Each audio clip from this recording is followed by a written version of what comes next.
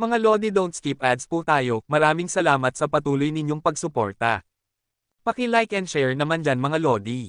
At sa mga gustong mag-donate sa ating GCash or regular na load, mag-comment lang po tayo. Para patuloy tayong makapag-upload ng mga bagong kabanata. Marami pong salamat. Kumusta mga Lodi, may bago tayong nobela, sana magustuhan nyo ang kwentong ito. Ito ay kwento ng isang kabataang lalaki na nagkaroon ng mahiwagang mga mata. Simulan natin ang kwento. Kabanata 411 hanggang Kabanata 420. Kabanata 411. Gayunpaman, minamaliit ni na Huang Nishang at ng master ng angkan ng Go ang kakayahan ni Yehan. Kahit na nasugatan siya, ang lakas ng pakikipaglaban ni Yehan ay napakalakas pa rin, lumilitaw sa harap ni Huang Nishang na dumating upang patayin siya sa isang iglap. Ang duguan ng mukha ay nagpang-inag sa puso ni Huang Nishang at gusto niyang umatras, ngunit mahigpit na hinawakan ni Yehan ang kanyang kamay na halos masira ang kanyang palso. Hindi na kailangan ng mga bulate ng Go sa mga tuntunin ng pagiging epektibo sa pakikipaglaban. Syempre, hindi kalaban ni Yehan si Huang Nishang, ngunit nang akmang sisirain ni Yehan ang mga bulaklak gamit ang kanyang mga kamay, isang bulate ng Go na nagpahirap sa mga tao na makilala ang partikular na pagkislap ay biglang pumasok sa katawan ni Yehan. Naramdaman ng eksena na ito, ang mukha ni Huang Nishang ay mas nagulat kaysa kay Yehan, at nagbago pa nga ng husto. Samantala ang pagkalito ni Yehan, nagmadali siyang kumawala sa malaking kamay ni Yehan, at umatras. Pagkatapos noon, nagkaroon siya ng pangit na ekspresyon sa kanyang mukha. Tumingin kay Yehan. Ngunit sa oras na ito, ang pag-atake ng Reaper Squad ay dumating muli, bumabagsak mula sa langit na may nakakagulat na kapangyarihan.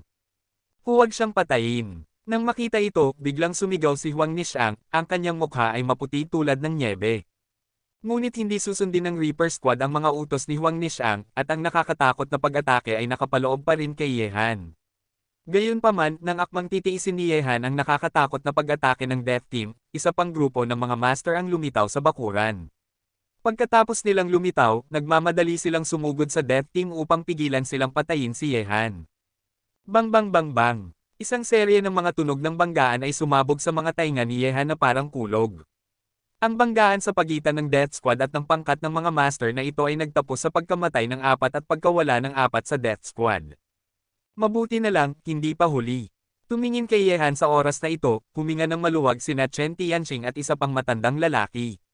Sila ay natural na mga anak ng Southwest Chen Taigong, sina Chen Tianxing at Chen Tiantian na magkapatid. Ang paglitaw ng dalawang magkapatid, sina Chen Tianxing at Chen Tianxing, ay nagbago ng husto sa sitwasyon ng labanan. Ang lakas ni Chen Tianxing at Chen Tianxing ay maihahambing sa kay Elder Zing, at biglang lumitaw ang dalawang master na katumbas ni Elder Zing. Mabuting balita mula sa langit. 4 na miyembro ng Reaper Squad ang namatay, at ang mga ekspresyon ng 4 na umatras na miyembro ay nagbago ng husto. Sila ang huling umaatake. Bakit mayroon pa ring master na tumutulong kay Yehan sa likod ng mga eksena, at ang mga ito ay napakalakas? Southwest Chen Family. Ang mukha ng pinuno ng Death Team ay nagbago ng husto. Kahit na kamakailan lang ang pag-iral ng Southwest Chen Family, alam na nila ang Chen Family noon. Ang mga ito ay mababa ang profile sa ibabaw, ngunit makapangyarihan sa loob na hindi maaaring baliwalain. Dahil alam mo na kami ito, dapat mong malaman kung anong presyo ang kailangan mong bayaran. Malamig na umungol si Chen Tianxing, at sumugod sa pinuno ng Death Squad. Ang paglitaw ng Chen Family ay nagpagulat pa kay Yehan, ngunit ngayon ay wala siyang oras para isipin ito ng labis, dahil pagkatapos pumasok ng bulate ng Go sa kanyang katawan kanina, talagang nagdulot ito sa kanya ng pagnanasa at gusto niyang maglabas ng galit. Ano pa, may nag-uumapon na enerhiya sa bulate ng Go na iyon, na dumadaloy sa kanyang mga liryo sa paa. Nishang, ano ang nangyari? Sa oras na ito, lumitaw si Huang Watian sa tabi ni Huang Nishang dahil binati na siya ni Huang Nishang kanina na sinasabi sa kanya na tumigil. Pangalawang tiyo, ang Yin Yang at Higo ay pumasok sa kanyang katawan. Sabi ni Huang Nishang na may pangit na mukha. Nakarinig ng kanyang mga salita, nagbago ng husto ang kutis ni Huang Watian, tumingin kay Yehan, hindi niya mapigil ang gustong hiwain siya sa piraso. Sampay ng hayop, paano napasok ang Yin Yang at combined Go sa kanyang katawan, hayop, hayop. Ang mukha ni Huang Watian ay napakapangit. Napakahirap na bumuo ng isang bulate ng Go, at nangangailangan ng maraming pera upang linangin ang ganitong uri ng bulate ng Go. Upang ma-refine ang ganitong uri ng mga insekto ng Go, ang angkan ng Go ay naghahanda ng higit sa 10 taon, at naging isang klima na ngayon.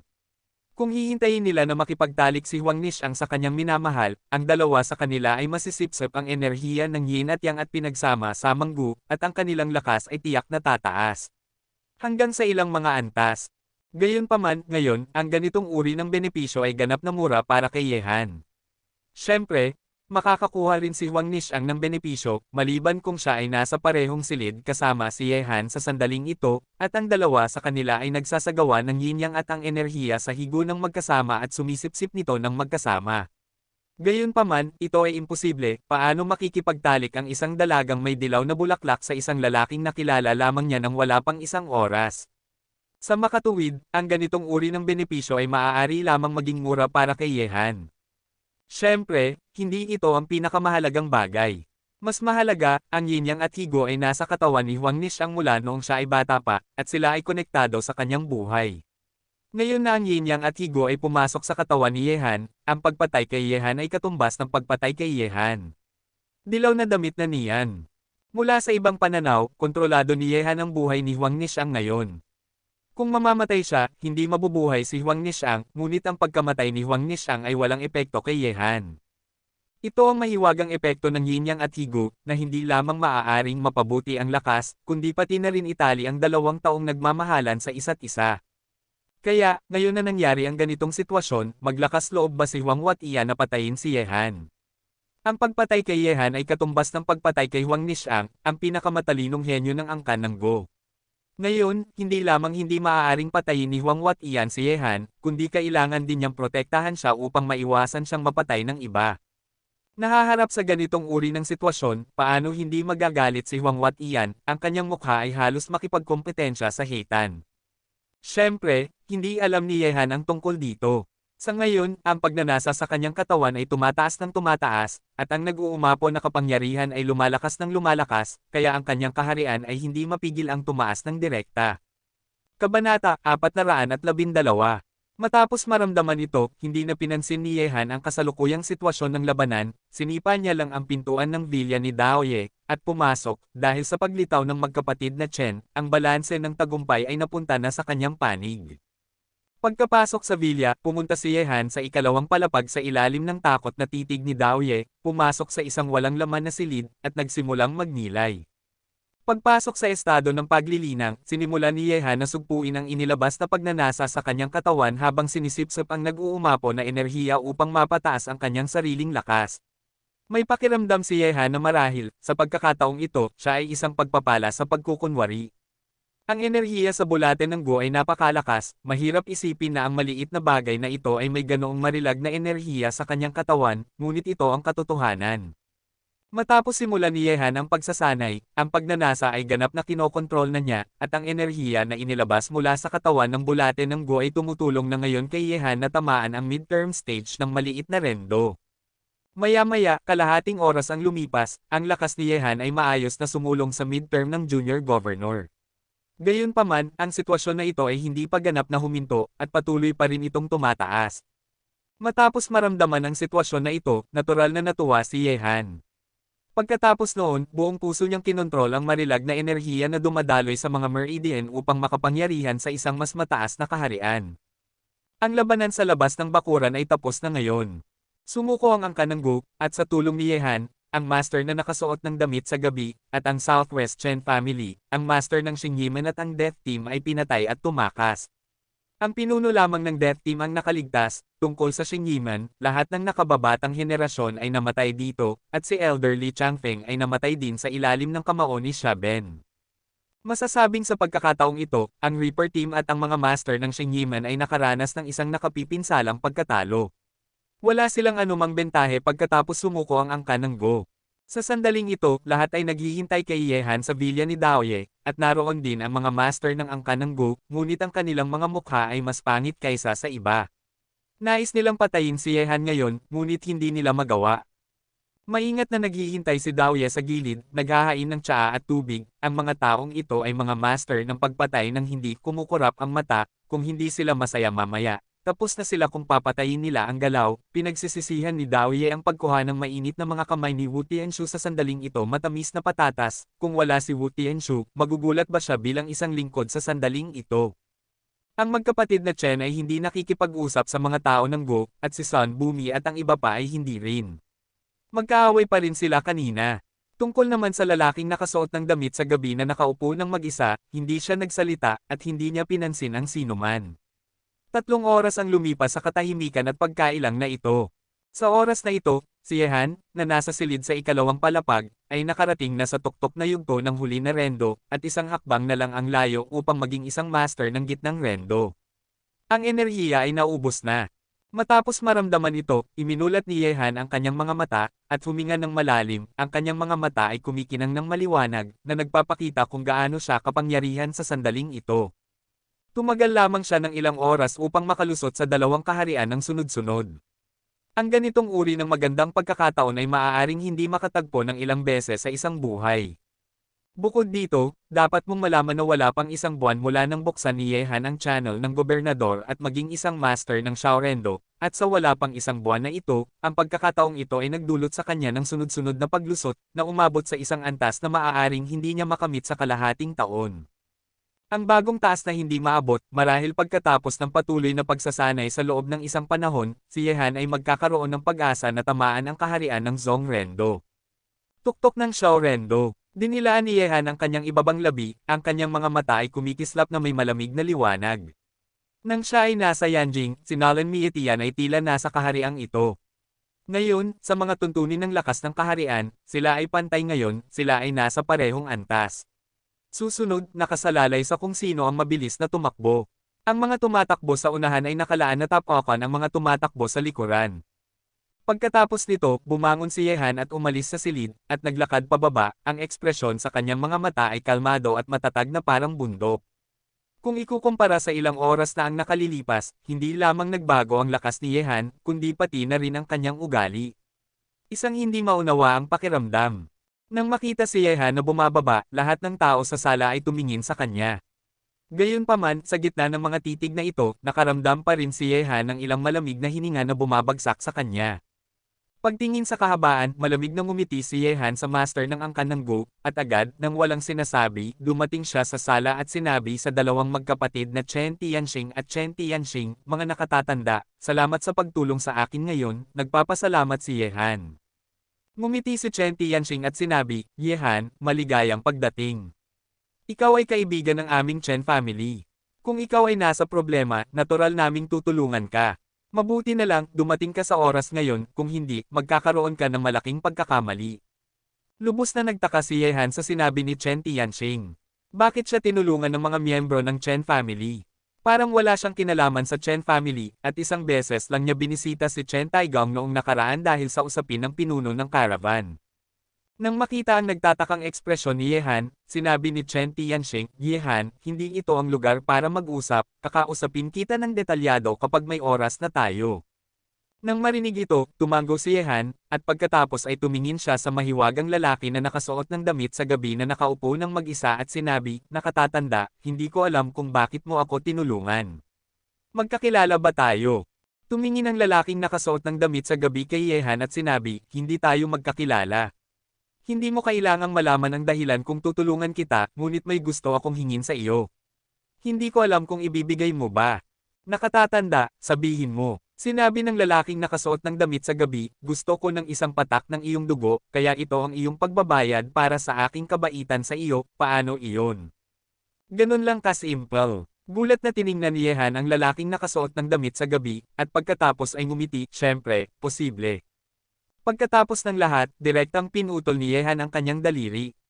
Nang makita ito, ang lalaking nakasuot ng damit sa gabi ay dapat na handa na, at agad na naglabas ng isang maliit na bote upang punan ang ilang patak ng dugo, at pagkatapos ay sinabi niya kay Yehan, binata, kung posible, magkikita ulit tayo. Pagkatapos ng lahat, ang lalaking nakasuot ng damit sa gabi ay umalis ng diretso doon. Kabanata 413. Ang taong ito ay kabilang sa parehong angkan ng aming Chen family, ngunit hindi ko masasabi kung sino siya. Bulong ni Chen Tianxing sa tabi ni Yehan. Ang matandang lalaking ito ay mula rin sa Baji, tulad ng kanilang Chen family, ngunit hindi alam ni Chen Tianxing kung sino ang master na ito ng 8 poste. Tungkol sa puntong ito, ayaw muna itong siyasatin ni Yehan. Dahil sinabi ng lalaking nakasuot ng damit sa gabi na maaaring magkita ulit sila, marahil sa susunod na pagkikita ay ang oras upang malaman ang kanyang pagkakakilanlan. Pagkatapos, tiningnan ni Yehan ang mga sugat ni Chan Longwei. Karamihan sa kanilang mga sugat ay sanhi ng mga bulate ng go, at pinipigilan sila ng malupit na lakas sa sandaling ito. Para kay Chan Longwei, natural na mas nakatuon si Yehan sa pagtulong sa kanila na gumaling. Pumunta ka rito, ganap na iniiwan ng mga master ng angkan ng go. Nang makita ito, hindi na banggitin na galit si Huang Watian, pati na rin si Huang Nishang ay galit na galit. Ano man ang mangyari, sinamantala rin ni Yehan ang kanilang angkan ng go, at ngayon ay itinuturing niya silang parang hangin, ganap na hindi pinapansin ang mga ito. Hayop, huwag mong masyadong pagsamantalahan ang mga tao. Hindi napigilan ni Huang Watian, sinampal niya ang mesa at tumayo, sumigaw kay Yehan. Lumingon si Yehan at nagngisi, at sinabi, kung hindi ka na makapaghintay, maaari kang umalis, ngunit hindi kita pinigilan. Kung may gagawin, pag-uusapan natin ito pagkatapos kung matapos. Pagkatapos ng lahat, nagpatuloy si Yehan sa ginagawa niya. Nang makita ito, lalong nagalit ang mukha ni Huang Watian. Kung hindi siya pinagkunutan ng noo ni Huang Nishang, tumalon na sana siya at binugbog ito. Kahit na hindi niya lakas ng loob na patayin si Yehan, kaya pa niyang bugbugin si Yehan. Tumagal ng mahigit 2 oras para gumaling ni Yehan ang mga sugat ni Chan Longwei, at nagdilim na nang matapos ang lahat ng ito. Panginoon daw, ikaw ang host at kami ang mga bisita. Nakikita mo na nagdidilim na ngayon, bakit hindi mo kami pakainin? Tumayo si Yehan at pumalakpak, tumingin kay Dao Dao na tahimik na nakatayo sa gilid at sinabi. Nakarinig ng mga salita ni Yehan, nagulat si Dawist, at nagmadaling sinabi, Ginoo Ye, nagbok na ako ng isang piging sa hotel. Kung hindi mo ayaw, Ginoo Ye, paano kung ako ang magiging host ngayon? Mang-aanyaya sa amin si Tio Dao, natural na hindi namin ayaw, at hilingin kay Master Dao na pamunuan ang daan. Hintay. Nang makita na kakain na talaga si Yehan, paano uupo si Huang Watian, ang kanyang mga kamao ay pumutok, at sinabi, Yehan, huwag mo akong pilitin, kahit na hindi ko lakas ng loob na patayin siya dahil sa hinatyang na pinagsama-samang go na pinatay kita, ngunit tiyak na kaya kung patayin ang ibang mga tao sa paligid mo. Subukan mo lang. Umirap si Yehan at sinabi. Ikaw, galit na galit si Huang Watian. Pangalawang tiyo, hayaan mo akong gawin ito. Tumayo si Huang Nishang, tumingin kay Yehan na may komplikadong mga mata at sinabi, alam mo ba kung ano ang iyong pinag-aralan? Hindi ko alam. Matapat na sagot ni Yehan. Kahit na ang bagay na ito ay nagpabuti ng kanyang lakas ng 2 antas ng sunod-sunod, hindi niya talaga alam kung ano ang bulate ng go na ito. Gayunpaman, tila ito ay isang kayamanan ng angkan ng go. Tumingin si Huang Nishang kay Yehan at sinabi, ang bulate ng go na iyong pinag-aralan ay tinatawag na Yin Yang Hehe Go, na pinag-aralan ng aming angkan ng go sa loob ng 10 taon ng masigasig na pagsisikap.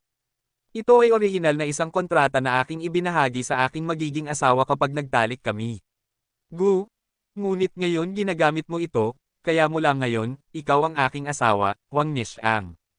Nakarinig nito, halos masamid si Yehan sa kanyang sariling laway, ano ang dahilan? Kumuha ng isang bulate ng gumula sa kanya, at maging ang kanyang asawa. Hindi mo kailangang magulat, at huwag itong tanggihan. Bukod dito, dahil sa Yin Yang at Higo, kung mamamatay ka, mamamatay din ako kasama mo. Ito ang mahiwagang epekto ng Yin Yang at Higo. Hindi lamang nito mapapahusay ang lakas ng magkabilang panig, kundi pati na rin isang uri ng kontrata. Sabi ni Huang Nishang, kahit na ito ay walang katotohanan, ito ay tapos na. Ito ang dahilan kung bakit hindi kami nakipag-usap sa iyo ng aming angkan ng go. Ngayon, ano sa tingin mo ang dapat mong gawin? Nakarinig nito, tumahimik si Yehan ng ilang sandali, dahil nakakuha siya ng napakalaking bentahe, tila kailangan talaga niyang magbigay ng paliwanag sa iba. Sabi ni Yehan, una sa lahat, kailangan kong sabihin sa iyo na wala akong sama ng loob sa inyong angkan ng go. Ang dahilan kung bakit pinatay mo ang iyong angkan ng go ay dahil sa pagiging biktima ng panloloko. Ngayon na narating ko na ang puntong ito, masasabi ko lang sa iyo na ang inyong angkan ng go ay hindi ang aking kaaway, at hindi rin ako magiging kaaway ng inyong angkan ng go. Hayop, pinag-aralan mo ang Yin Yang at Combined Go, ito ang iyong sagot sa amin, talagang iniisip mo ba na hindi lakas ng loob ng aming angkan ng go na harapin ka? Matapos marinig ang mga salita ni Yehan, ang mga mata ni Huang Watian ay kasing kakila-kilabot ng isang makamandag na ahas, tiningnan siya ni Yehan. Ano ang gusto mong gawin ko? Gusto mo bang pakasalan ng isang babaeng hindi ko pa nakikilala sa loob ng isang araw? Kahit na ayaw ko ring gawin ito, ngunit kailangan mong gawin ito, ang mga patakaran ng angkan ng Go ay ganyan.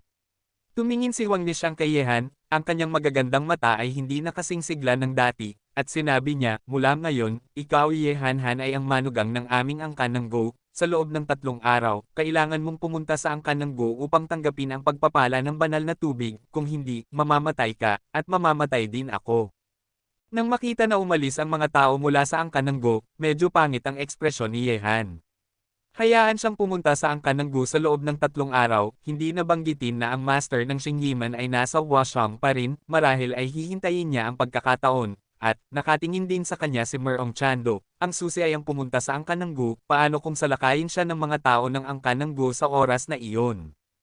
Pagkatapos ng lahat, iyon ang punong tanggapan ng angkan ng Go, at maraming mga master doon. Yehan, sa tingin ko kailangan mong pumunta sa pamilya Go. Ang mga kasanayan sa Go ng pamilya Go ay mahiwaga at hindi mahuhulaan.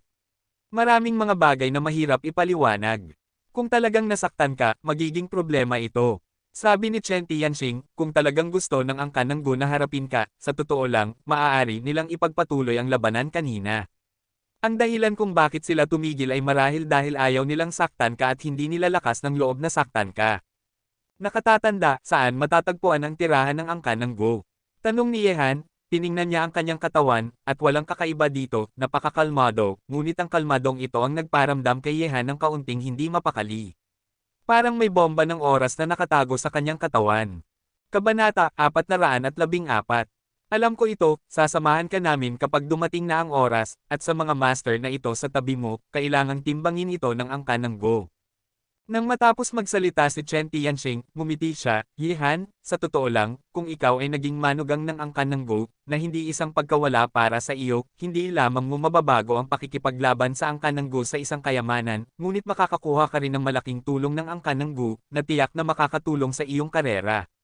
Nakarinig nito, mapait na ngumiti si Yehan. Kahit na ganoon, ang pagpapakasal sa isang babaeng hindi niya kilala para sa kapakanan ng kanyang sariling karera ay magpaparamdam kay Yehan ng hindi komportable. Kung ang dalawa ay may matibay na pundasyon ng pagmamahal, ayos lang. Ngunit natapos ang krisis sa pagkakataong ito, kahit na ang proseso ay napakamapanganib para kay Yehan, kumita siya, hindi lamang ang kanyang lakas ay lumago ng malaki, kundi pati na rin ang relasyon sa angkan ng Go ay pansamantalang hamupa. Natatakot ako na si Zog Prajna, na napakatalino at malapit sa demonyo, ay hindi man lang naisip ang puntong ito. Ang plano ni Zog Banroo ay napakamatagumpay. Nilamon niya si Yehan sa Washang, pinatay niya si Huang Wuliang nang hindi niya alam, at sa gayon ay nakipaglaban sa angkan ng Go, at pinaglaban ang angkan ng Go laban kay Yehan. Bukod dito, alam talaga ni Zog Banroo na si Yehan nang lumitaw si Han sa gitnang China, tiyak na hindi magiging tapat si Merong Tian, at tiyak na maghahanda sa likod ng kanyang likuran. Sa ganitong paraan, hindi lamang ang angkan ng Go ang kinakaharap ni Yehan, kundi pati na rin si Merong Chando. Sa ilalim ng gayong mga kalagayan, kahit anong tingin mo, tiyak na mamamatay si Yehan. Gayunpaman, ang mga tao ay hindi kasing husay ng langit. Napakatalino ni Zog Banroo, ngunit sa kasamaang palad hindi niya nabilang na ang Southwest Chen family ay biglang tutulong kay Yehan, ang hindi kilalang mahiwagang lalaki na nakasuot ng damit sa gabi, at ang master ng sekta ng Xingyi na lumitaw. Bukod dito, hindi man lang nabilang ni Zog Prajna na dahil sa kanyang pagkapuot sa angkan ng Go, si Yehan ay pinagpala ng kasawian, at ang kanyang lakas ay tumaas. Sa ngayon, may mga palatandaan ng pagbabago ng mga kaaway sa mga kaibigan sa angkan ng Go. Ang plano ni Zog Banroo ay napakamatagumpay, ngunit ang resulta ay hindi kasiya siya. Masasabing ang kanyang plano ay ganap na nabigo sa impluwensya ng maraming mga kadahilanan. Hindi lamang ito nagkaroon ng epekto kay Yehan, ngunit tinulungan din siya nitong mapabuti ang kanyang lakas. Nalutas din ang krisis. Sampay ng lalaking ito, bakit ganoon na lang kabuti ang kanyang kapalaran sa tuwing. Sa Helenjiang City, ang tirahan ng pamilya Merong, galit at nakakuyom ang mga kamao ni Merong Tian. Sa tabi niya, nakatayo ang pinuno ng death squad na papatay kay Yehan. Binata, sa pagkakataong ito ay kapabayaan ng aking mga nasasakupan. Umiling si Merong Tian, at walang pakialam niyang sumagot, sa pagkakataong ito, hindi kita masisisi, ang angkan ng Go, ang aking pamilya Merong, at ang master ng sekta ng Xingyi na hindi inaasahang lumitaw, hindi nito siya mapapatay, masasabi lang na si Yehan ay natutulog Diyosan ng swerte, napakaswerte niya na ang Southwest Chen family ay talagang nagpakita upang tulungan siya. Binata, ano ang gagawin natin sa susunod? Kailangan ba nating magpadala ng Death General? Hindi, ang Diyos ng kamatayan ang magiging pinakamalakas na kapangyarihan ng aking pamilya Merong. Hindi ito dapat ipakita hanggang sa huling sandali. Ito ang gagamitin ko upang harapin si Nalan Mietian. Umiling si Merong Tian. Lahat ng kanyang mga baraha ay ipinakita. Tiener, may problema ka ba? Nang nakikipag-usap si Merong Chando sa pinuno ng Death Team, isang napakagandang babae ang dumating sa looban kasama ang isang matanda at isang batang babae. Ang babae ay napakaganda, siya ay nasa kanyang unang 30 at maayos ang kanyang pag-aalaga. At ang babaeng ito ang unang asawa ni Merong Heto, ang pinuno ng Southern Martial Arts Alliance, at ang ina ni Merong Chando Bujinggayo. Isang walang kapantay na kagandahan na ang katanyagan ay nag-ugong sa buong timog 30 taon na ang nakalilipas. Nang makita ang magandang babae na paparating, nagmadaling tumayo si Merong Tian at tinulungan siyang umupo, at sinabi, Nanay, walang anumang bagay sa mundong ito na makakapagdulot ng problema sa iyong anak. Umiling si Bujinggayo, at sinabi niya, Tiener, sinabi na sa akin ng iyong kapatid ang lahat tungkol sa labas ng mundo. Sa ngayon, hindi maaaring umatras ang iyong ama. Umaasa lang ako na wala sa inyong magkapatid ang mapupunta sa mapanganib na mundo sa labas. Ayos lang kung may mangyaring hindi inaasahan ng nanay na tumayo ka ng mataas, ngunit gusto ko lang na maging ligtas kayong dalawa, sapat na iyon. Nakarinig nito, sinama ni Merong Tian ng tingin si Merong Gio na nakatayo sa tabi niya, at pagkatapos ay sinabing may ngiti, Nanay, huwag mong pakinggan ang kalokohang sinasabi ni Xiao Gio. Huwag mong isipin ng labis ang wala. Tumayo si Bujinggayo at sinabi, sana ay sobra-sobra ang iniisip ni nanay. Kung lalabas ka, tandaan mong isama ang iyong lolo Zondao. Panatag ako na nandito siya. Habang nandito ako, may makakasakit sa kanilang dalawa, huwag kang mag-alala. Tinitingnan ng mukha na lihim niyang iniibig ng mahigit 30 taon, ang matandang mukha ni Zondao ay puno ng lamang. Sa katunayan, walang nakakaalam na si Zondao ang dahilan kung bakit umiiral sa pamilya Merong ay dahil sa babaeng ito. Kahit na may malaking pagkakaiba sa edad sa pagitan nilang dalawa, ngunit siya pa rin ang maalamat na taibak ng Chinese assassin world noon, at umibig sa babaeng ito na parang gamo-gamo sa apoy. Kahit na ang babaeng ito ay may asawa na, pinahahalagahan pa rin niya ang pag-ibig na iyon sa kanyang puso. Para sa babaeng ito, handa siyang isuko ang lahat ng kanyang kaluwalhatian. Washang, Shaoyang City, sa labas ng villa. Sa sandaling ito, tiningnan ni Yehan ang grupo ng matitipunong sundalo na nakatayo sa harap niya, kabuo ang 50 katao, at mayroon ding ilang magigiting na babae sa kanila. Ang mga taong ito ay ibinigay sa kanya ni Situ Zhenchen sa hukbo. Ang mga napiling master ay may karaniwang mga kasanayan. Kahit na hindi nila maabot ang antas ng mga sinaunang mandirigma, mayroon silang matibay na pundasyon. Pagkatapos ng pagsasanay, sila ay magiging isang grupo ng mga master na maihahambing kay Chanlungwei. Kalmado na tiningnan ni Yehan ang grupo ng mga sundalo, ang kanyang mga mata ay dumaan sa kanila isa-isa. Gayunpaman, kung ikukumpara sa kalmadong titig ni Yehan, ang mga mata ng grupong ito ng mga sundalo ay tila mapaghimagsik, at tiningnan pa nga si Yehan ng may pagkapuot, dahil kay Yehan, sila ay lahat ay pinalayas sa hukbo, ipinadala rito. Kabanata 415. Kinapopootan niyo ba ako? Tumingin sa mga taong ito, kalmadong tanong ni Yehan. Nang marinig ng 50 sundalo ang mga salita ni Yehan, lalong naging mapag-alitan ang kanilang mga mukha, at ang kanilang mga mata ay sumabog sa apoy. Oo, dahil sa iyo, pinalayas kami sa militar. Wala kaming pakialam kung anong mayamang pamilya ka, ngunit kung gusto mo kaming magsikap para sa iyo, wala nang paraan. Isang matangkad na sundalo ang tumingin kay Yehan na may malamig na tinig. Sabi, naiintindihan ko. Tumango si Yehan, at sinabi, hindi ako isang anak ng opisyal, ni isang anak ng mayaman. Isang mahirap na bata lamang ako na lumabas mula sa isang bangin.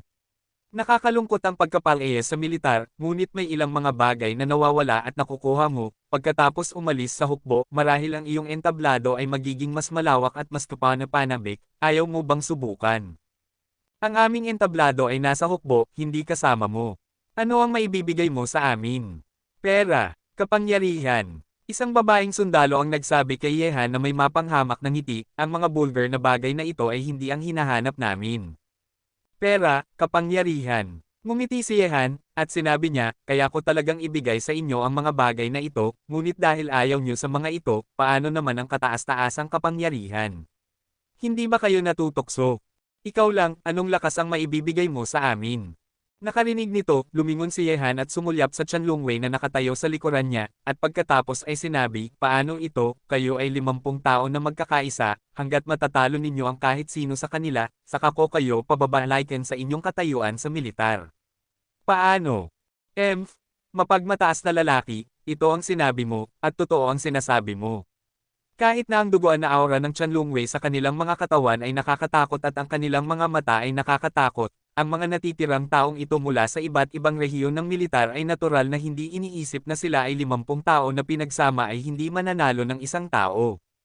Siyempre, totoo ito. Tumanggo si Yehan, at pagkatapos ay nagpatuloy siya, ngunit, kung matatalo kayo, kung gayon, mula ngayon, kailangan niyong sumunod sa aking mga utos. Ang mga utos ng militar ay parang bundok. Sa tingin ko ang apat na salitang ito ay tama. Hindi kayo pamilyar. Sige, gawin na natin. Kumaway si Yehan, at pagkatapos ay tumayo ang isang Heavenly Dragon Guard, tumingin sa 50 sundalo na may walang pakialam na mga mata, walang sinabi ang alinmang panig, ang 50 sundalo ay sumugod, at lahat ay sumugod sa Heavenly Dragon Guard. Gayunpaman, sa lalong madaling panahon, natapos ang labanang ito na may malaking pagkakaiba sa lakas. Ang grupong ito ng mga sundalo ay talagang kabilang sa mga pinakamahusay sa mga pangunahing rehiyon ng militar, ngunit ang kanilang lakas ay hindi nasa parehong antas ng Chanlungwei na sumailalim sa malupit na pagsasanay sa buhay at kamatayan. Tinitingnan ng mga sundalong patuloy na bumangon, nasiyahan si Yehan. Ang mga taong ito ay napakagaling sa pakikipaglaban at pakikipaglaban, na may matibay na pundasyon at maraming puwang para sa pagpapabuti. Ano kayang klaseng lalaki ito, natatakot akong medyo mas malakas siya kaysa sa mga hari ng sundalo ng aming mga rehiyon ng militar. Nang makita ang Chanlungwei na tahimik na umatras, ang mga mukha ng grupong ito ng mga sundalo ay lahat ay nagulat. Sila ay nagmula sa lahat ng mga pangunahing rehiyon ng militar at nakakita na noon maraming mga master sa antas ng mga hari ng sundalo. Ang layunin ng mga taong ito ay maging mga hari ng sundalo at magkaroon ng malakas na lakas. Paano? Lumapit muli si Yehan, tumingin sa grupo ng mga sundalo at nagtanong. Nakarinig ng tanong ni Yehan, nanahimik silang lahat. Nagpatuloy si Yehan, dahil natalo kayo, kailangan yung sumunod sa aking mga utos sa hinaharap. Siyempre, kung magbabayad kayo, makakakuha kayo. Hanggat handa kayong magtiis ng mga paghihirap, ang maibibigay ko sa inyo ay kasing lakas ng grupo sa likuran ko. Ngayon, gusto kong malaman kung mayroon sa inyo na gustong sumunod sa akin at sama-samang sakupin ang mundong ito. Handa kami. Sa oras na ito, walang sino man ang hindi na nasisiyahan kay Yehan. Kahit na pinatalsik ni Yehan ang kanilang katayuan sa militar, ngunit kapalit ng kataas-taasang kapangyarihan, ang grupong ito ng mga sundalong puno ng kapangyarihan ay hindi tatanggi. Napakaganda. Tumanggo si Yehan at sinabi, ngunit pagkatapos sumunod sa akin, hindi ako humihingi ng marami, 8 salita lang, ganap na pagsunod at ganap na katapatan. Ganap na pagsunod, ganap na katapatan. Ang mga sumigaw na tinig ay nagsama-sama mula sa mga bibig ng grupong ito ng mga sundalong puno ng pagnanasa para sa lakas. Sige, pumunta tayo sa Tengchong. May makikipagkita sa inyo kapag nakarating na kayo doon. Umaasa ako na kapag nagkita ulit tayo, ang inyong lakas ay magiging 10 beses na mas malakas kaysa ngayon, o mas malakas pa. Matapos ipadala ang grupo ng mga sundalo, tinawagan ni Yehan si Kunsang at hiniling sa kanya na ayusin ang grupo ng mga tao sa kagubatan upang tumanggap ng pagsasanay mula kay Zhao Hengtian. Matapos maayos ang bagay na ito, kailangan ding simulan ni Yehan ang paghahanda para sa bagay na pagpunta sa angkan ng Go. Sinabi sa kanya ni Huang Nishang na pumunta sa angkan ng Go sa loob ng 3 araw, kung hindi, mawawala ang kanyang buhay. Hindi naglakas loob na maging pabaya si Yehan sa bagay na ito. Matapos mag-iwan ng 2 Chanlung Guard upang protektahan si Xi Hanyan at ang iba pa, sa pamumuno ni Chen Tianxing at Chen Tiantian, sina Yehan at ang kanyang grupo ng halos 20 master ay nagsimulang magmarcha patungo sa kampo ng angkan ng Go. Ang tirahan ng angkan ng Go ay nasa kagubatan at bundok na hindi maabot. Karamihan sa mga tao ay hindi alam ang lugar na ito, at hindi nila lakas ng loob na pumunta rito. Ang tirahan ng angkan ng Go ay isang napaka-nakakatakot na lugar. Mayroong lahat ng uri ng kakilakilabot na ahas, insekto, daga at langgam sa buong bundok. Sa kagubatan, ito ay naging isang natural na hadlang para sa angkan ng Go. Matapos akyatin ang ilang mga taluktok ng bundok at dumaan sa ilang mga kagubatan, sina Yehan at ang iba pa ay nakarating na sa paligid ng kampo ng angkan ng Go. Sa pagkakataong ito nang siya ay pumunta sa angkan ng Gu, dinala rin ni Yehan ang maliit na tigre. Ang maliit na bagay na ito ay isang trump card din para harapin ang mga insekto ng Gu. Ang paglunok ng mga insekto ng Gu ay parang pagkain ng merienda, at hindi siya natatakot na malason. Nang makita ang maliit na tigre na tumatakbo sa kagubatan, hindi ito pinansin ni Yehan. Paano man, ang maliit na bagay na ito ay hindi maliligaw. Ito ang unang pagkakataon para makita nina Chen Tianxing at ng dalawang magkapatid ang maliit na tigre. Habang nasa daan, ang mga ahas, insekto, daga at langgam na lumitaw ay nakita ito. Ito ay parang daga na nakakita ng pusa. Hinabol at tumakbo sila ng mabaliw. Kabanata 416. Yehan, narito na ang angkan ng Go. Nandito na tayo. Sa isang maliit na burol, mula rito, makikita mo ang isang maliit na nayong nakahiwalay na lumilitaw sa paningin ni Yehan. May mga taong pumapasok at lumalabas, ang usok ng tagsibol ay umiikot, at ang mga retro na gusali ay nagbibigay sa mga tao ng pakiramdam na bumalik sa mga lumang araw. Tinitingnan ng maliit na nayon, sinabi ni Yehan, napakagaling pumili ng lugar ng mga tao ng Go. Kahit na ang lugar na ito ay nasa kalaliman ng mga bundok, napapalibutan ito ng mga bundok at ilog, at may mga mahinang ugat ng dragon na tumataas sa paligid nito, at sariwa ang hangin. Ito ay isang magandang kayamanan. Sabi ni Chen Tianxing, ang tirahan ng angkan ng Go ay natural na hindi masama. Sila ay nanirahan dito sa loob ng maraming henerasyon at bihirang makipag-usap sa labas ng mundo. Hindi ko alam kung gaano karaming mga master ang mayroon sa angkan ng Go.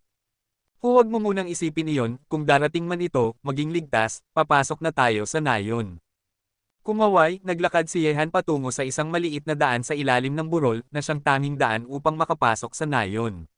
Pagkaraan ng ilang sandali, sina Yehan at ang kanyang grupo ay dumating sa pasukan ng nayon.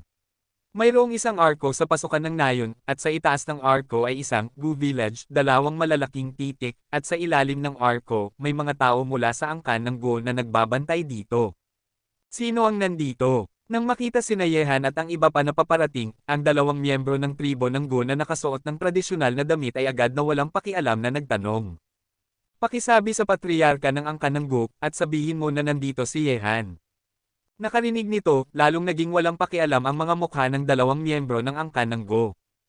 Ang katotohanan na isang binata mula sa angkan ng Go ang pumatay sa ikatlong master ng angkan ng Go ay kumalat na sa nayon, na nagdulot sa mga tao ng angkan ng Go na maging kaina-hinala sa pangalang Yehan. Kinamumuhian silang lahat, at ang yin at yang at pinagsama-samang Go na maingat na nilinang ng angkan ng Go ay kinuha rin ng taong ito, na nagdulot sa angkan ng Go na lalong magalit at maput kay Yehan. Maghintay. Malamig na umungol ang nagbabantay sa pintuan ng angkan ng Go, at pagkatapos ay may isang taong naglakad patungo sa nayon. Hindi lihim sa angkan ng Go na gusto ni Yehan na pumunta sa angkan ng Go. Alam. Hindi nagtagal, maraming tao mula sa angkan ng Go ang nagtipon sa pasukan ng nayon. Lahat sila ay dumating pagkatapos marinig ang balita, at lahat sila ay gustong makita kung sino si Yehan na pumatay sa ikatlong master ng angkan ng Go at kinuha ang Yin Yang at Higu, Figure. Ang mga taong ito ang mga mamamatay tao na pumatay sa ikatlong master, at sinakop din ang Yin Yang at Higu. Talagang iniisip ng grupong ito ng mga tagalabas na ang aming angkan ng Go ay hindi kasangkot sa mundo, kaya maaari nilang pagsamantalahan. Dapat nating ipakita sa kanila ang ilang kulay mamaya. Pagdating sa aming angkan ng Go, kailangan nilang maging tapat sa amin kahit na sila ay isang dragon sa labas. Tinitingnan sina Yehan at ang iba pa, ang mga miyembro ng angkan ng Go na nanunood dito ay nagsimulang mag-usap, ngunit ang tono ay medyo masama.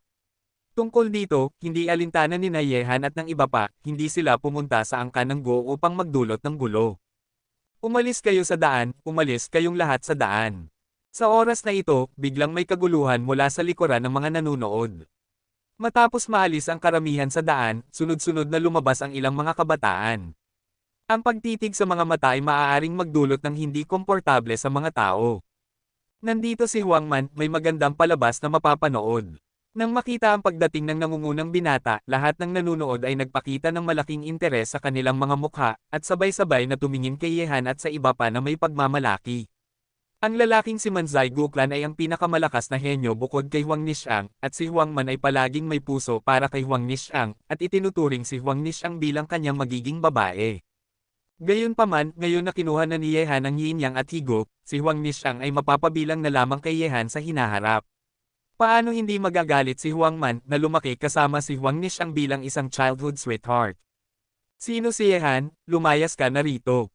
Dumating si Huang Man, ang kanyang masasamang mata ay dumaan kay Yehan at sa iba pa, ang kanyang mga kamao ay mahigpit na kinuyam niya at ako. Kumunat ang noo ni Yehan, at pagkatapos ay magaan niyang sinabi, ako si Yehan, ano ang problema mo? Ikaw si Yehan? Napakaganda, kung hindi mo ako binugbog ngayon, huwag mo nang isiping makapasok sa nayon.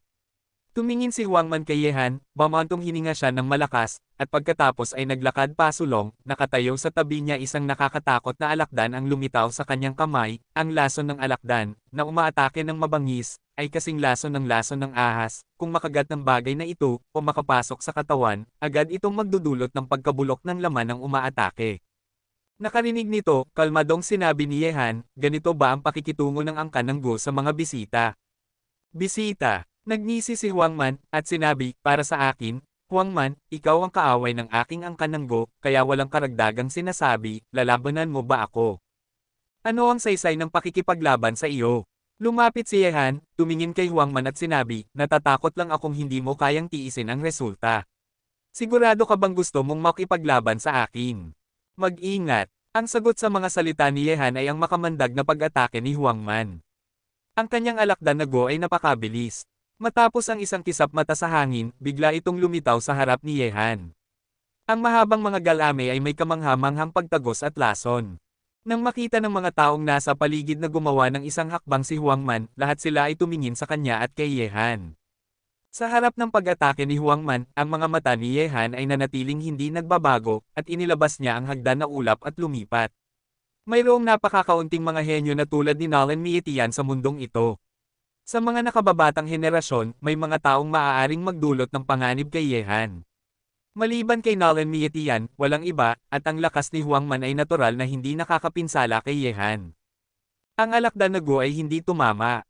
Sa ilalim ng kontrol ni Huang Man, bigla itong sumisid sa lupa at nawala sa lupa.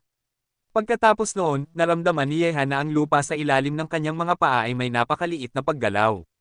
Matapos maramdaman ito, tumalon si Yehan at gumawa ng ilang sunod-sunod na backflip sa hangin.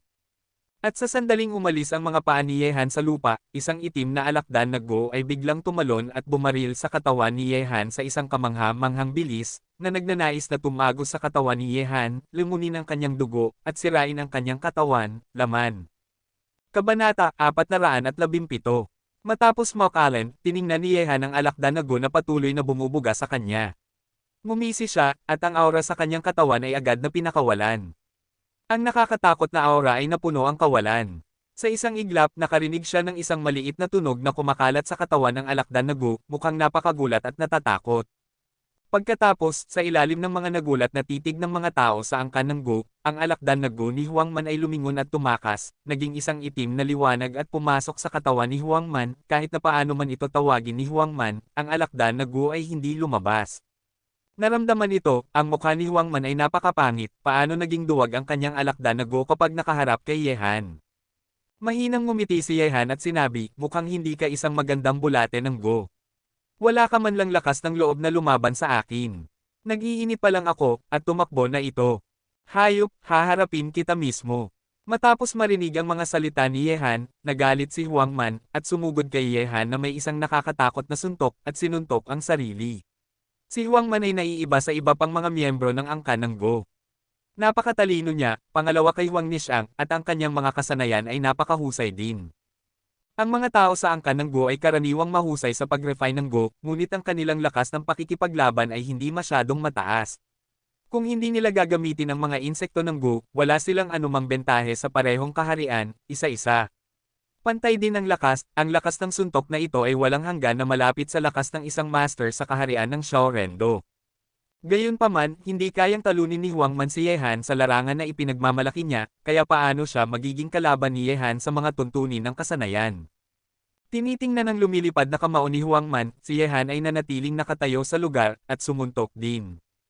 Kamao. Ang nakakatakot na lakas ay pinakawalan mula sa kamao ni Yehan, at sa sandaling magbanggaan ang dalawang kamao, boom.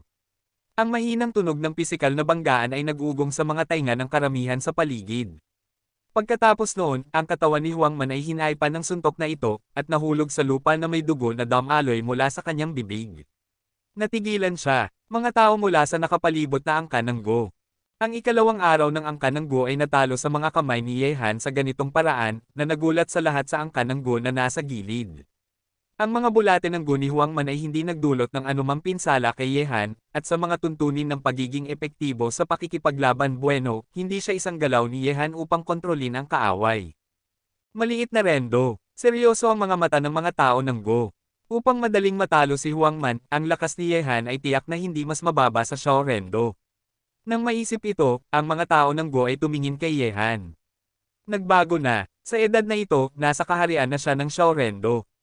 Kung bibigyan mo siya ng 5 o 10 taon, sulit pa rin ito. Sa simula, ang mga tao mula sa angkan ng Go na gustong turuan si Yehan ng leksyon ay pinalayas matapos ihambing ang kanilang mga lakas. Tungkol sa mga detalye, hayaan ang pinuno ng angkan na magdesisyon. Ano ang ginagawa ninyong lahat sa paligid? Lahat ay nagkalat. Sa oras na ito, isang lalaking nasa kanyang 40 taon ang dumating dito. Ang itsura ng lalaki ay walang pagkakaiba sa ibang mga tao ng Go. Dahil nag-refine siya ng mga insekto ng Go at nakitungo sa mga ahas, insekto, daga at langgam sa buong taon, ang mga tao ng Go ay tumingin sa kanya pagtingin, ang kanilang mga mata ay napakamalamig at nakakatakot. Mga tagalabas, lahat kayo ay sumama sa akin. Ang lalaking nasa gitnang edad ng angkan ng Go ay nagbigay kay Yehan at sa iba pa ng isang walang pakialam na tingin, at pagkatapos ay namuno sa daan sa unahan, kasama sina Yehan at ang kanyang partido na sumusunod sa likuran niya ng kalmado. Pagkapasok sa nayon, hindi nagtagal, dinala ng lalaking nasa gitnang edad sina Yehan at ang iba pa sa isang seryoso at banal na bulwagan. Ang buong bulwagan ay gawa sa kahoy, puno ng higpit at pagiging hindi matitinag. Sino sa inyo si Yehan? Sumabay ka na lang sa akin, at ang iba ay maghintay sa labas. Nakarinig nito, sinabi ni Chen Tianxing, hintayin mo muna, ang aming dalawang magkapatid ay sasama sa kanya, at ang mga kaibigan mula sa angkan ng Go ay hindi dapat pumihil. Ayon sa gusto mo. Malamig na umungol ang lalaking nasa gitnang edad ng angkan ng Go, at direktang pumasok sa bulwagan. Hiniling ni Yehan kay Sun Bumir at sa iba pa na maghintay sa labas, at siya, sina Chen Tianxing at Chen Tiantian ay pumasok sa pangunahing bulwagan. Pagkapasok sa pangunahing bulwagan, napagtanto ni Yehan at ng iba pa na may ilang tao sa pangunahing bulwagan, mahigit 100. Sa kanila, maliban kay Huang Nishiang, isang batang junior, ang iba ay nasa gitnang edad o matatanda na. Sa mga taong ito, maliban sa patriarka ng angkan ng Go, na hindi nakikita ang lalim, may 4 na tao na may eksaktong parehong aura bilang ang dalawang magkapatid na Chen Tianxing. Ang mga taong magkakasama ay hindi ang kanilang mga kalaban. Ang angkan ng Go ay may mahabang kasaysayan, kahit anong kaguluhang panahon ang kanilang nararanasan, ang kanilang pamana ay hindi naubos, kaya ipinakikita nito kung gaano kalakas ang lakas ng pag-iral ng angkan ng Go. Nang dumating sila sa pangunahing bulwagan, habang sinusuri ni Yehan at ng iba pa ang mga master ng angkan ng Go, maraming mga master ng angkan ng Go ang tumititig din sa kanila, at ang galit ay hindi maitago sa kanilang kalmadong mga mata. Yehan, nakilala ko na ang mga nakatatanda ng angkan ng Go. Sa pangunahing bulwagan, yumuko si Yehan kay Huang Waxi, ang patriarka ng angkan ng Go, at mahigit 100 ng eksperto ng angkan ng Go, at sinabing hindi mapagpakumbaba o mapagmataas. Ang mga miyembro ng angkan ng Go ay yumuko, sa katunayan, ang kanilang henerasyon ay halos kabilang sa parehong panahon, ngunit ang angkan ng Go ay bihirang ipanganak, kahit na alam nila ang pangalan ng isa't isa, hindi pa nila nakikilala ang isa't isa. Kumaway si Huang Waxi, ang patriarka ng angkan ng Go, at walang pakialam na sinabi, ang bisita ay isang panauhin, mangyaring umupo. Salamat! Umupo si Yehan at ang tatlo sa pangunahing bulwagan, naghihintay sa susunod na mga salita ng patriarka ng angkan ng Go. Gayunpaman, sa katahimikang ito, si Huang Waxi, ang patriarka ng angkan ng Go, ay hindi nagsalita, ang kanyang mga mata ay nakatingin pa rin kay Yehan, si Huang Waxi ay hindi nagsalita. Si Yehan ay natural na hindi magbubukas ng bibig, ang dalawang panig ay nanatiling tahimik sa loob ng 5 minuto, na nagdulot sa kapaligiran ng buong bulwagan na maging kakaiba ang katahimikan, na nagdudulot ng matinding hindi komportable sa mga tao. Kabanata 418. Ano kayang klaseng kalmadong tao ito? Matapos makita ang eksena na ito, kumislap ang mga mata ng mga nakatatanda ng angkan ng Go, nakaharap sa kanila, ang grupo ng mga master ng angkan ng Go, tahimik silang umupo sa loob ng 5 minuto nang hindi binabago ang kanilang mga ekspresyon. Mas mahusay na ito kaysa sa maraming kabataan. Yehan, isang umuusbong na bituin sa timog at ang Panginoon ng ilalim ng lupa sa silangang China. Sa wala pang 20 taon, binuksan na niya ang ugat ng gobernador at naging pinakamahusay na henyo sa sinaunang mundo ng martial arts. Kilala kita. Sa ilalim ng katahimikang ito, nagsalita pa rin si Huang Wuexi, at sinabi niya, gayunpaman, kung sa tingin mo ay mapipigilan ng mga aurang ito sa iyong katawan ng aking angkan ng Go, kung gayon ay lubos kang nagkakamali. Ngayon, pag-usapan natin ang relasyon sa pagitan mo at ng angkan ng Go, sa pagitan ng mga sama ng loob. Nakarinig nito, walang pakialam na sinabi ni Yehan. Isang karangalan na abalahin ang patriarka ng angkan ng Go na tandaan ito, ngunit hindi ko naisip na ang aking tagumpay, Yehan, ay maaaring pigilan ng matagal ng angkan ng Go sa mahabang ilog ng kasaysayan. Ang mga sama ng loob na binanggit mo, una sa lahat, gusto kong sabihin ang isang bagay, ako at ang inyong angkan ng Go ay parehong mga biktima sa bagay na ito, ang tunay na mastermind ay ibang tao, ang pagpatay sa inyong angkan ng Go ay dahil din sa inyong angkan ng Go Huang Wuliang pag-udyok gamit ang mga tuso na paraan upang harapin ako. Nilinaw mo na ang bagay sa ilang salita lang, paano mo kami mapapaniwala? Malamig na umungol ang isang nakatatandang miyembro ng angkan ng Go. Sinulyapan siya ni Yehan at sinabi, maniwala ka man o hindi, kung gusto mong maghiganti para sa inyong mga tao ng Go, syempre ito ay nauunawaan, ngunit sa ganitong paraan, hindi lamang magtatagumpay ang mastermind sa likod nito, ngunit maglalaban din tayong dalawa, kahit na ako, Yehan, ay hindi maikikawala ang pundasyon ng inyong angkan ng Go, ngunit kung ito ay talagang mamamatay, hindi ito magiging maganda para sa ating lahat. Patay na ang isda, sira na ang lambat, talagang iniisip mo bang mayroon kang mga karapatan? Galit na tiningnan ni Yehan ang mga nakatatandang miyembro ng angkan ng Go. Nanatili si Yehan na tahimik. Kung mayroon man siya ng karapatang ito o wala ay hindi niya sinasabi, kundi ang kanyang ginagawa. Lahat, posible bang pumunta tayo sa angkan ng Go upang tanggapin ang inyong mga parusa? Nang makita ang sitwasyon na ito, sinulyapan ni Chen Tianxing ang madla at magaan na nagsalita. Ang Chen family sa Taiyuan. Sinulyapan ni Huang Wuxi si Chen Tianxing.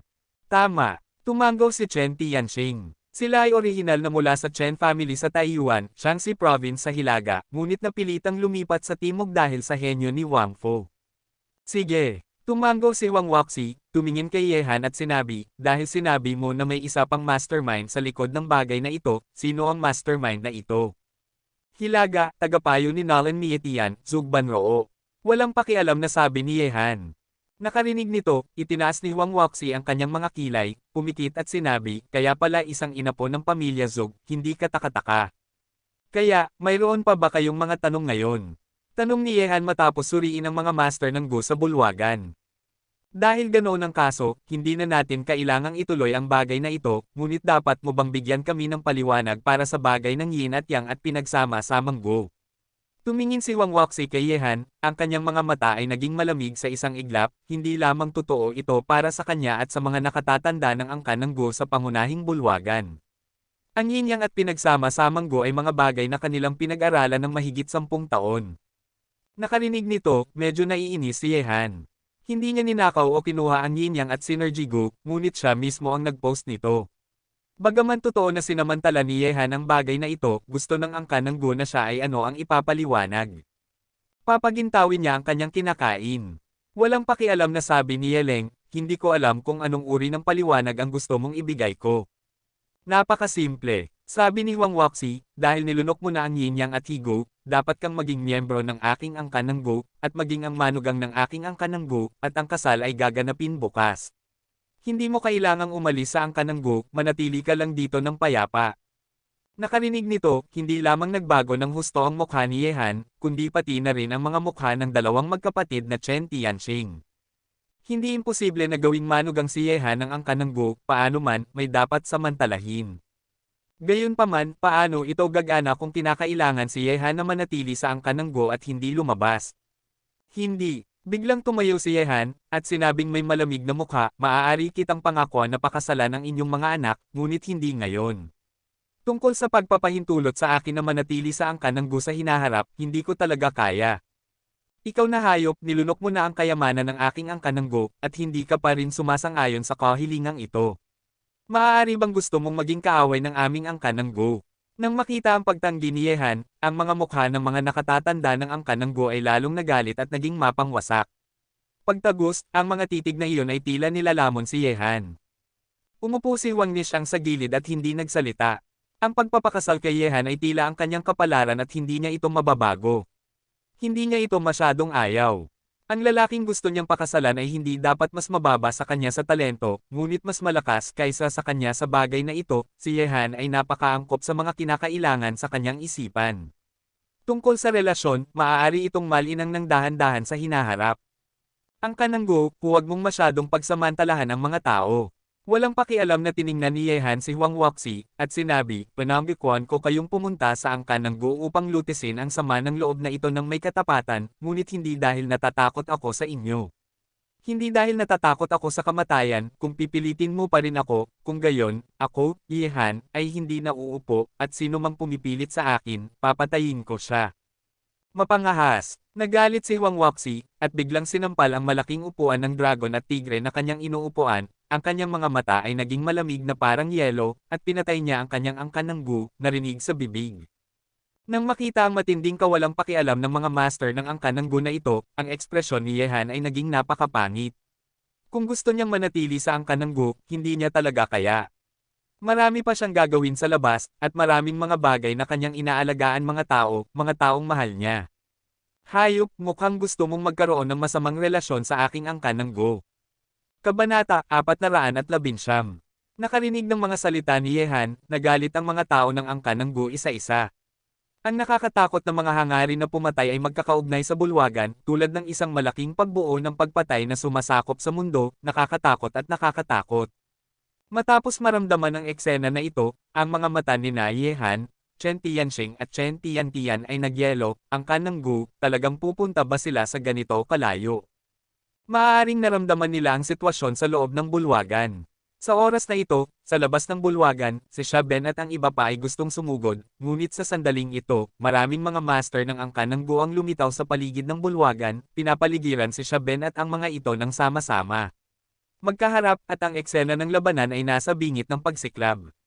Sa loob ng pangunahing bulwagan, handa na ring makipaglaban si Yehan at ang iba pa anumang oras, ang angkan ng Gu ay nagtataksil ng labis, at sa pinakamasama, magkakaroon sila ng malaking gulo sa angkan ng Gu.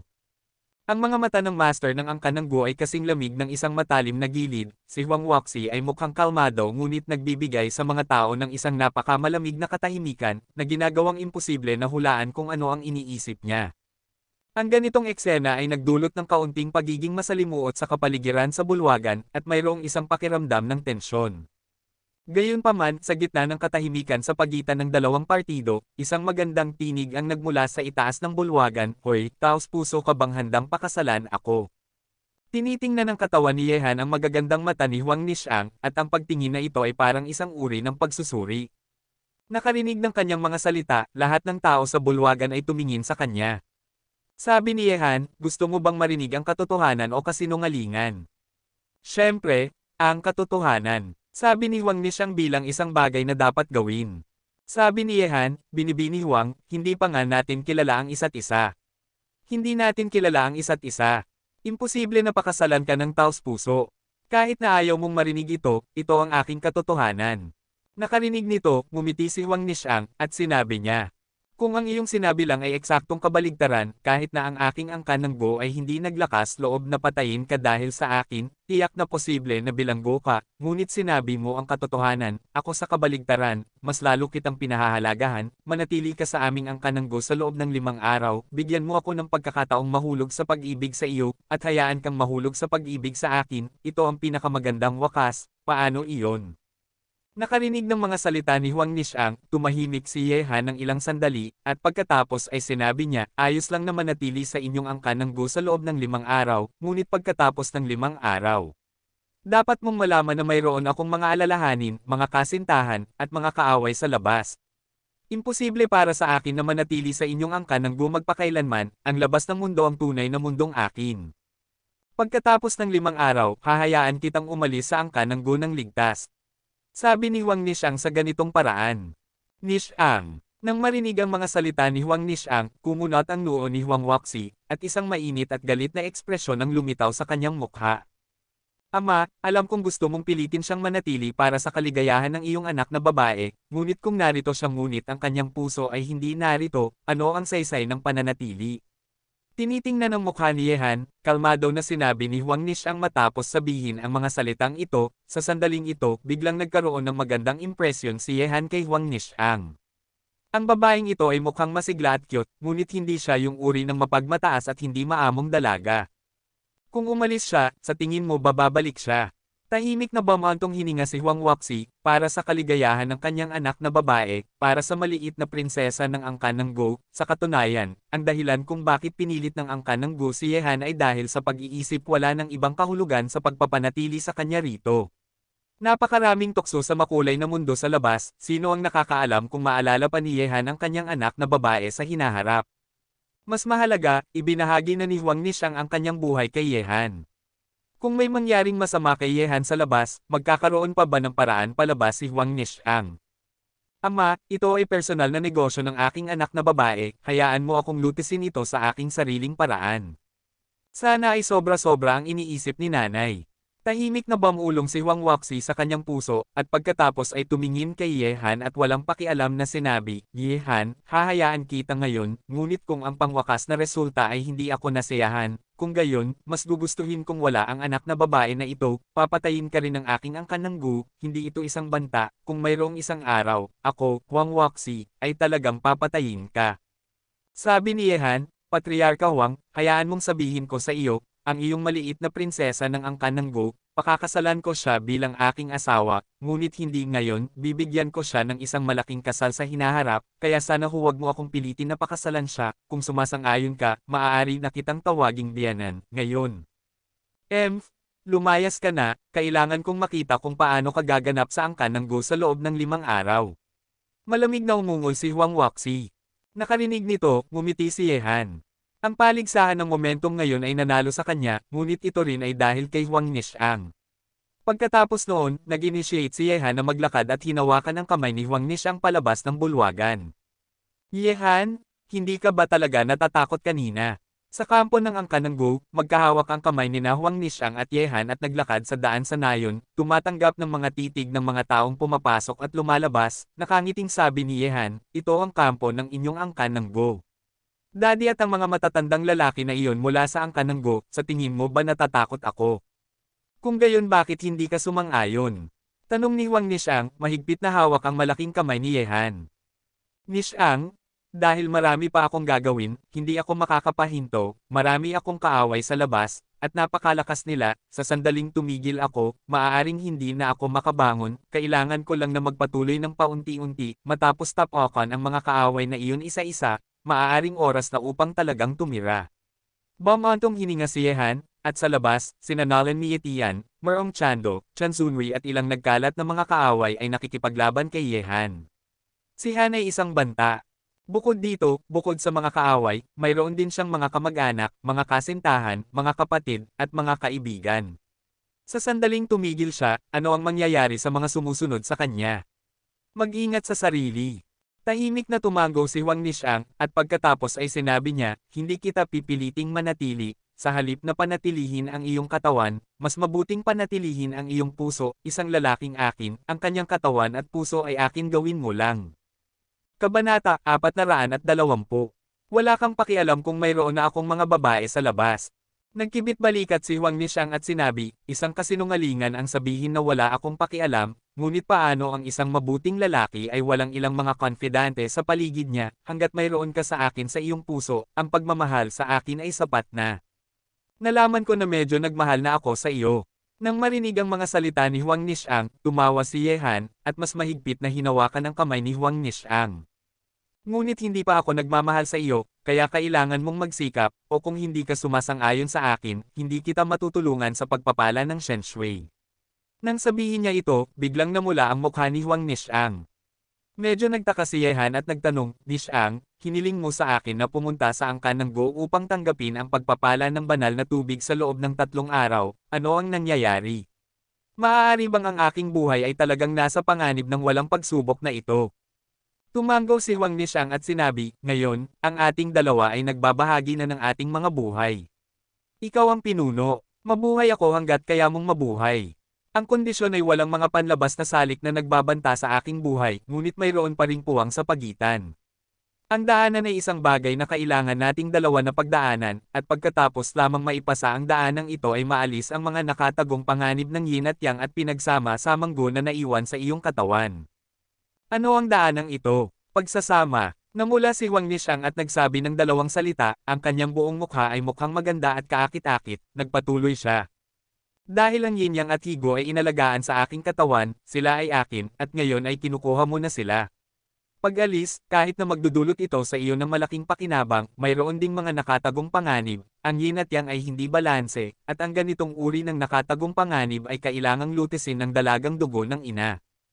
Nakarinig nito, biglang napagtanto si Yehan, lumalabas na ganito pala, hindi katakataka na sina Huang Wuxi at ang iba pa ay sobrang galit, kailangan nilang hayaan siyang manatili sa angkan ng Go kahit anuman, at magpapakasal sila bukas, dahil ang pagpapala ng Shen Shui ay nangangailangan ng isang lalaki at isang babae upang makipagtalik, nangangahulugan ito na sina Yehan at Huang Nishang ay dapat na mag-asawa. Gamit ang lumang personalidad ng angkan ng Go, paano nila matitiis na mangyari ang ganitong bagay sa kanila? Matapos maunawaan ito, ang galit ni Yehan kay Huang Wuxi ay humupa rin ng kaunti. Ang tila malamig at mapagmataas na lalaking iyon ay talagang gumawa ng maraming konsesyon para sa kanyang anak na babae. 3 araw. Nang maisip ito, kumunat ang noo ni Yehan. Bukas ay ang 3 araw na nangangahulugan na siya at si Huang Nishang ay kailangang magsama ngayon o bukas. Masyadong mabilis ito, at ang dalawa sa kanila ay ngayon lang, tunay na kamalayan. Ano ang iniisip mo? Nang makita si Yehan na nakakunot ang noo, kakaibang tanong ni Huang Nishang. Umiling si Yehan, paano niya masasabi ang ganitong mga bagay sa isang babae?